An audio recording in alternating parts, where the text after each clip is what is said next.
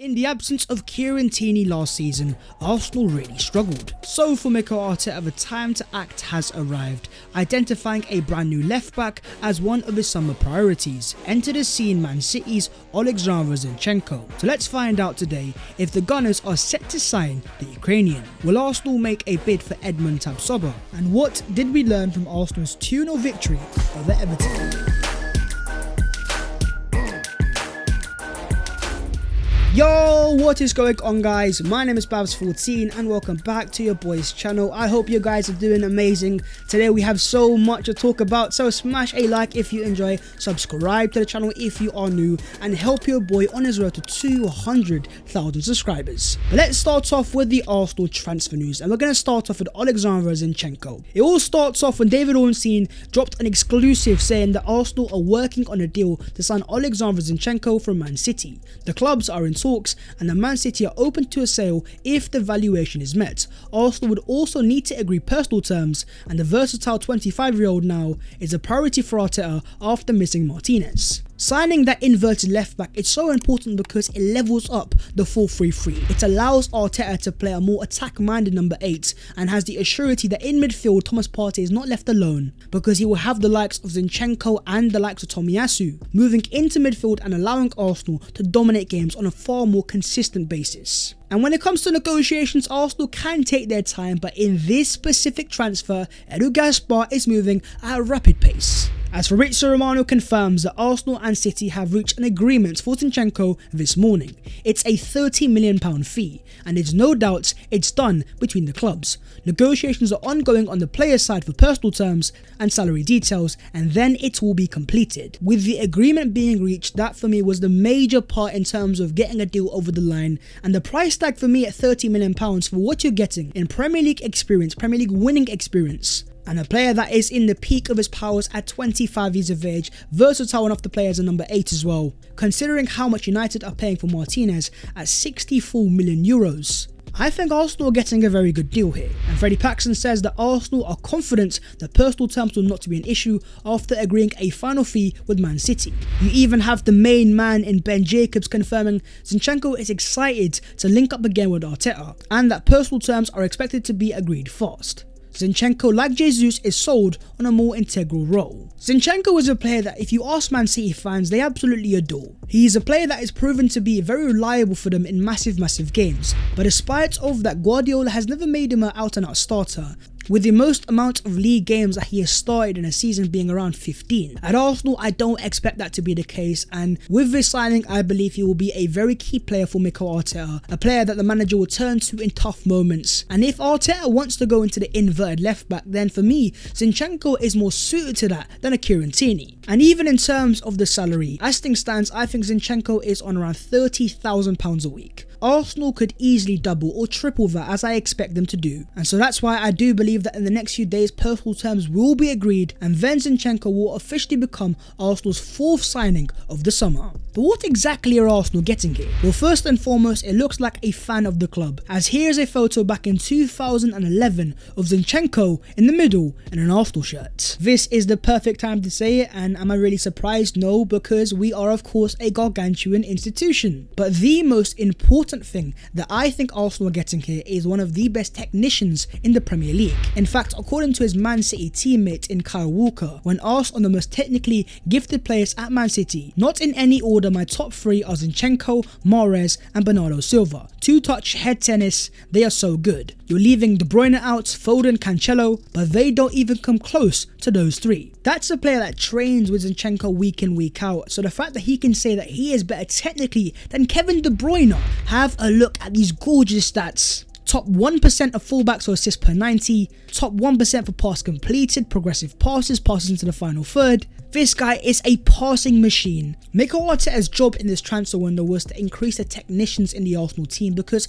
in away games Arsenal cannot insert their dominance. I do love Kieran Tierney, but I don't think he's got that same level of technical assurity or the same level of a passing range over Zinchenko. In fact, last season in the Premier League, only Trent Alexander-Arnold, Andy Robertson and Joao Cancelo were better in terms of making chances and ball progression from fullback. Trent at Liverpool is the prime example of a player that is almost a number 10 in terms of passing range playing at right back. Even Man City have it with, of course, João Cancelo. Signing a player like Zinchenko is probably over the idea of getting a similar profile at the Emirates Stadium. So as things stand, it looks like Arsenal are set to complete the £30 million acquisition of Oleksandr Zinchenko. I myself am so excited, but what are your own thoughts on this player? Let me know down below in the comments. According to Team News and Ticks, Leicester are willing to reduce Youri Tielemans' price tag. Is the waiting game paying off for Arsenal? According to a fairly reliable source, Leicester are lowering their valuation, but ultimately I don't think that's the massive part here. The price tag that Leicester have set apparently is around £30 to £31 million.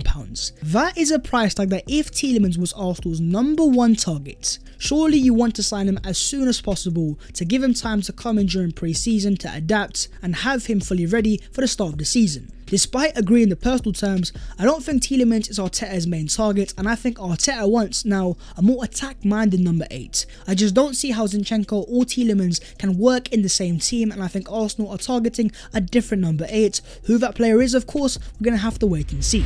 According to Gianluigi Longari of Sport Italia, Arsenal are preparing a move for Bayer Leverkusen centre-back Edmond Tabsoba. Arsenal are still in the initial stages of preparing a bid, with Leverkusen valuing him at 40 to 50 million euros. Now, despite Tabsoba being right-footed, last year for Leverkusen he played primarily as a left centre-back, and 40 to 50 million euros is not the money that you pay for a backup if that was to be the case. The player himself is a top ball-playing centre-back, 23 years of age, and of a profile that I do like, but I just don't think we're signing him. Unless of course Gabriel was to go to Juventus, but of course I don't think that is the case, but as things stands that looks very unlikely. But with Juve losing De Ligt going to Bayern, their interest in Gabriel is no secret, and I wouldn't be surprised if they were to make an offer.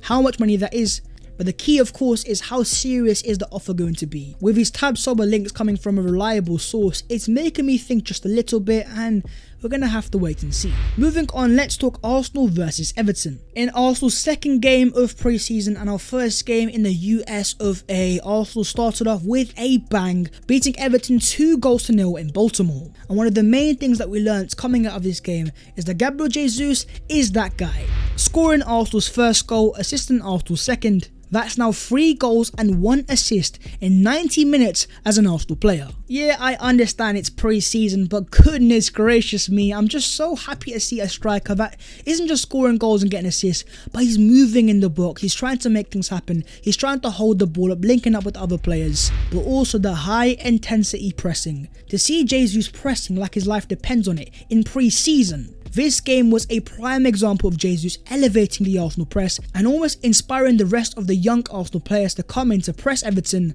which led to Arsenal winning the ball back in the final third on numerous occasions in the first half. That level of high intensity pressing should become a far more regular occurrence next season as Arsenal look to dominate more games, pin teams back, and truly develop into one of the top possession teams in the Premier League. And you can just see that Jesus is loving the limelight of being the main man for Arsenal. In fact, when he scored that first goal, the celebration almost indicated like, I'm that guy, pal. And even the celebration for the first goal, shushing the Everton fans in the crowd, but also making sure to do a call sign for Eddie Nketiah on the Arsenal bench.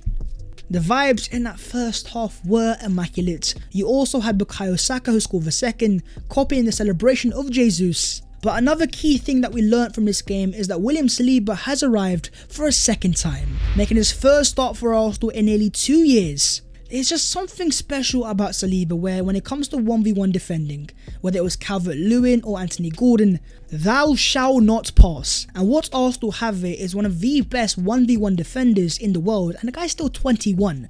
And here's the most important part. For the game, Arteta confirmed, William Saliba is in my plans. I'm excited to see him. We can't guarantee first team football to anybody in this team, but the ones we really see and think are going to take us to the next level, they are going to be playing a lot of minutes. Just for the guys at the back that still think that Arteta has some sort of agenda against Saliba, loud and clearly, he is a part of my plans. And all that is left for Arsenal to really put to bed any rumours of a Saliba exit is a brand new contract. And recently you've had Saliba's agent say Saliba has come back to Arsenal and is very happy. He's on pre-season with Arsenal, and when they return, let's see what happens. On Monday I talked with Edu and things were positive. Saliba's agent is basically confirming there that talks are advancing, and that's a positive sign, because once we get a Saliba contract sorted, then the excitement of the Mbappe of centre backs is gonna get a bit more crazy. Another thing that we learnt was the return of Thomas Partey. The fact that he started this game for me is a positive sign, considering all the rumours that have been floating about and the fact that he was not a part of the squad that travelled to Germany. And in the game itself, in that first half, playing as the anchor in the 4-3-3, we saw some Ghanaian excellence there and there. The razor sharp passing, controlling the tempo of the game. He looked like a player that meant business, and ultimately I was very impressed. But in the second half there was wholesale changes, and you saw Arteta go to the 3 at the back. The introduction of Rob Holding, but in front of that back 3 you also had 3 midfielders and no number 10, with the wing backs being Martinelli and Bellerin, and a front 2 of Nicola Pepe and a very sharp looking Eddie Nketiah.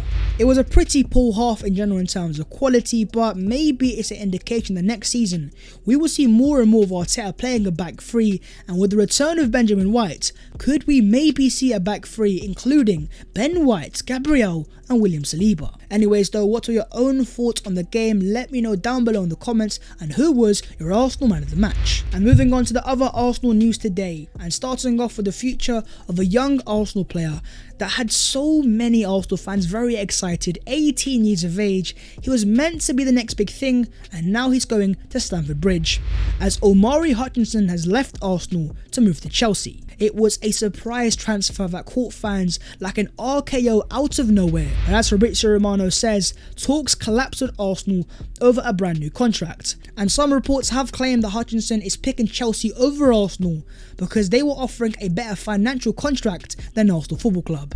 So make of that whatever you will. And another key part is that his agent is Kia Jarabchin, a super agent that is known for being a bit greedy. So ultimately I'm not too surprised about Arsenal letting him go. I'm a bit disappointed. He was a player that had so much excitement, and moving to Chelsea, I'm not quite sure about that, because if you couldn't break into Arsenal, how do you expect to break into Chelsea? According to Sami Mokbel, Arsenal are working on securing an extension with Bukayo Saka, as Man City have identified him as the #1 target to replace Raheem Sterling. I am not surprised to hear that. Guardiola has always appreciated Bukayo Saka, and rightly so. This is a guy that at 20 years of age, in his first full season as a right winger, got 18 goals and assists in the Premier League. That's impressive there and there. Man City will have the finances, having let go of Jesus and Sterling, and I can understand why some Arsenal fans are going to be worried, but at the same time, as Fabrizio Romano says, Saka is happy with the Arsenal project, and the talks are ongoing with his agent to reach a full agreement on a long-term contract. It's a priority for Arsenal, and rightly so. This guy is the future of the, and rightly so, because you have interest there now, and he is also the future of his club. So I expect Arsenal to get this sorted out as soon as possible and put to bed any rumours. Anyways though, that's the video there and there, so hopefully you guys have enjoyed, and if you have, don't forget to smash a like on the video and subscribe if you are new. If you would like to follow your boy on all of his social medias, then the links will be down below in the description. But that was today's episode of the Transfers FC and a bit of the 5 things we learned. So hopefully you have enjoyed, and it looks like Oleksandr Zinchenko will soon be an Arsenal player. Beautiful scenes. Until then, take care of yourselves, and in a bit.